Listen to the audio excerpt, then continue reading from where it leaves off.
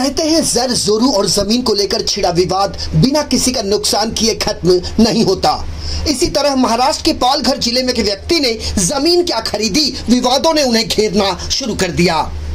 जी हां, हम विरार के बिजनेसमैन आनंद यशवंत जाधव की बात कर रहे हैं, जिन्हें इन दिनों जान से मारने की लगातार धमकी मिल रही है। आनंद और उनके वकील का यह कहना है कि जब उन्हें पता चला कि आनंद की जान को खतरा है तो उन्होंने शुक्रवार 31 मई को विरार पूर्व में बकायदा प्रेस कॉन्फ्रेंस कर ये जानकारी मीडिया से साझा की। दरअसल ये पूरा का पूरा मामला है विरार पूर्व के चंदनसार इलाके का, जहां भूमि सर्वेक्षण क्रमांक 110 के हिस्सा नंबर 3 पर उन्होंने एक जमीन खरीदी, जिसकी पूरी राशि का भुगतान करने और खरीदी गई जमीन का कब्जा करने के बाद उन्हें लगातार धमकियां दी जा रही हैं, जिसकी शिकायत उन्होंने स्थानीय पुलिस स्टेशन में की है। तर ह्या संपूर्ण विषयाबद्दल काय सांगाल? नमस्कार, मी ऍडव्होकेट विवेक तिवारी। हा विषय असा आहे की माझे क्लायंट आहेत आनंद यशवंत जाधव यांनी तीन प्लॉट विकत घेतलेला आहे। विनोद हरिभाऊ जोशी, सुनील हरिभाऊ जोशी आणि अलका विनोद जोशी यांच्याकडनं हा प्लॉट विकत घेतलेला आहे। त्याच्या रजिस्टर्ड एग्रीमेंट करून घेतलेला आहे, त्याच्या 7/12 आणि घरपट्टी त्यांच्या नावावर करून घेतलेला आहे आणि त्याचे जे काही मोबदला होता ते त्यांनी बाय चेक त्यांच्या अकाउंट मध्ये क्लिअर केले, सगळे पैसे त्यांना दिलेले आहेत। आता त्यांचा सगळा व्यवहार झाला, त्यांनी सगळ्या प्रॉपर्टीचं टायटल वगैरे क्लिअर केलाय आणि त्यानंतर आता काय झालं, त्याच्यामध्ये दुसराही काय थर्ड पार्टी कोणतरी वेगळा माणूस ह्याच्यामध्ये इंटरेस्ट घेतात आणि ह्या प्रॉपर्टीमध्ये ह्यांना हे जे आता काम चालू केलं तर त्याच्यामध्ये अडथळ पैदा करतात। त्यानंतर आम्हाला जेव्हा ही विषय माहिती पडला तेव्हा आम्ही 15/5/2024 रोजी विरार पोलीस स्टेशन मध्ये ह्याची तक्रार दिलेली आहे। तक्रार दिल्यानंतर आम्हाला पोलीस स्टेशन मध्ये बोलवला, आम्ही तिकडे गेले आणि पीआय साहेब होते त्यांच्यासोबत आणि ते विनोद जोशी लोकांच्या साईडने काहीतरी लोक माणसं आले होते, ते सगळ्यांसोबत आम्ही आमचे ओरिजिनल डॉक्युमेंट दाखवले, सगळे एग्रीमेंट जे काय झाले, जे काय पेमेंटचे आमच्या शेड्यूल जे आम्ही दिलेले आहेत सगळ्या त्यांना दाखवला। त्यानंतर पीआय साहेबांनी पोलिसांना इथले प्लॉटवर पाठवला आणि प्लॉटवर सगळ्या पोलिसांनी बघून आम्हाला जे आमचे ताबा होते ते कन्फर्म करून गेले।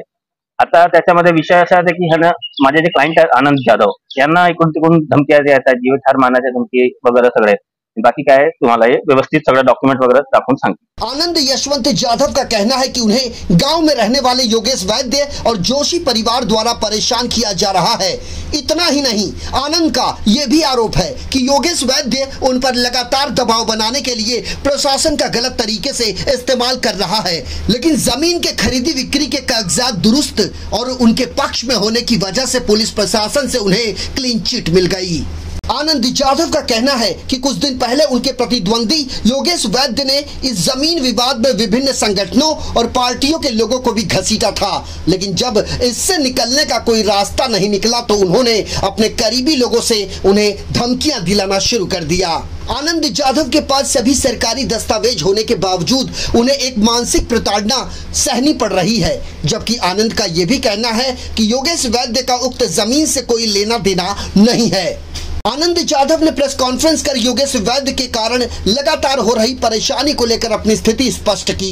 साथ ही साथ उन्होंने अपने पास मौजूद आधिकारिक दस्तावेज और यहाँ पर किए गए लेन देन के सभी दस्तावेज दिखाए। आनंदजी काय सांगाल, तुम्हाला धमक्या येत आहेत, तुम्हाला कोणावर संशय आहे आणि काय प्रकार आहे? नमस्कार, माझं नाव आनंद यशवंत जाधव, मी इकडचा रहिवासी आहे चंदनसर कोपरीचा। मी सर्वप्रथम विरार विनोद हरिभाऊ जोशी, सुनील हरिभाऊ जोशी यांना मी भेटून त्यांच्याबरोबर एक जमिनीचा व्यवहार केला। एक 10 गुंठेची जमीन होती, त्यांचा आमचा जेवढं लिगली रेडी रेग्युलर प्रमाणे पेमेंट जाते ते पेमेंट करून मी 7/12 पहिले नावावर करून घेतला 10 गुंठ्याचा। त्याच्यानंतर दुसरा त्यांना माझा व्यवहार पटल्यामुळे त्यांनी माझ्याबरोबर दुसरा लगेच व्यवहार केला 2-3 महिन्यामध्ये, एक 3 गुंठ्याचा आणि 3.5 गुंठ्याचा आणि 4 गुंठ्याचा व्यवहार, जो एने जागा आहे त्याचाही माझा 7/12 झालेला आहे। पूर्ण माझ्या नावावर दोन्ही प्रॉपर्टी झालेल्या आहेत। मी त्याचा एने टॅक्सही भरलेला आहे लिगली, जो गव्हर्नमेंटचा असतो तो। त्याच्यानंतर मी त्यांची गावठण जागा, म्हणजे ही जी जागा आहे ही गावठण हद्दीतली जागा आहे, अलका विनोद जोशी हिच्या नावाने आहे।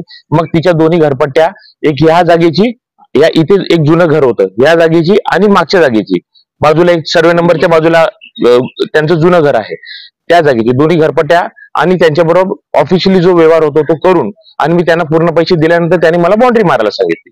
बाउंड्री मारल्यानंतर त्यांना ती दिसलं का इथे कोणीतरी आता ऍक्टिव्हिटीज करायला लागले, याच्या अगोदर कोण दिसत नव्हतं।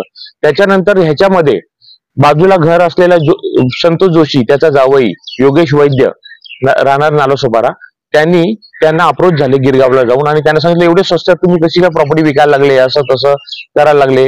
त्याच्यानंतर त्यांना भडकवलं. आता 2 दिवसापासून मला असं कळते का योगेश वैद्य हा मुंबईची किंवा कुठलीही लोक सांगून आणि मला जीवे मारण्याची हे कट रचत आहे आणि की ह्याला आपण मारू काय, याला जीवाशी हे करू, असं हे त्याचं चाललेलं आहे आणि प्रशासना आणि त्याच्यामुळे काय माझ्या जीवाला धोका होऊ शकतो. आनंद का कहना है कि जमीन मालिक से उनका कोई विवाद नहीं है, इसमें जमीन मालिक का कोई अक्षय भी नहीं है, लेकिन योगेश वैद्य द्वारा लगातार धमकियों के कारण भविष्य में उनकी जान को खतरा है, जिसकी वजह से आनंद जाधव ने प्रशासन से न्याय की गुहार लगाई है. अब मीरा भाईंदर वसई विरार आयुक्तालय की पुलिस आनंद के जहन में पैदा हुए खौफ को किस प्रकार खत्म करती है और मामले की जांच करके दोषियों को सजा दिलाकर उनके साथ किस प्रकार का न्याय करती है, ये देखना बेहद महत्वपूर्ण होगा.